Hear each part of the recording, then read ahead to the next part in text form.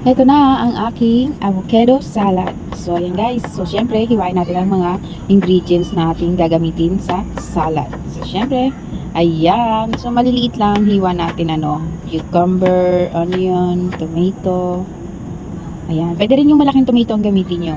Pwede rin naman yung maliit. So, syempre, yan ang ating recipe na avocado.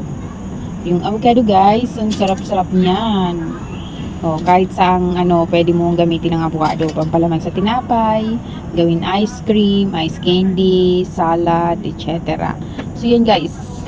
Syempre hindi mawawala ang coriander. So yan guys. Yung coriander, ano man tawag niyan sa ibang tawag Parsley ba? Not sure pero coriander ang alam ko. So yan. Hindi natin mawawalan yung coriander sa ating salad. At pagkatapos natin mahiwa ang lahat, syempre halu-haluin natin at lagyan natin ng olive oil.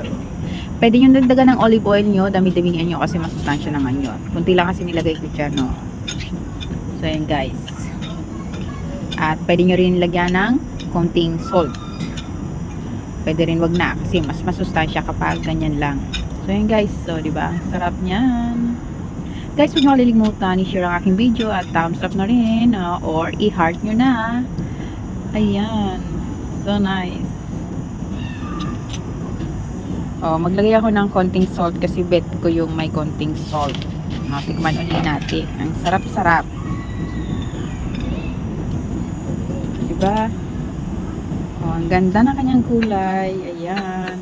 Sa mga diet-diet dyan, pwedeng ganyan lang inyong kainin at mabubusutin kayo dahil yung avocado napakasarap talaga. At iba pa. Ayan guys, bye!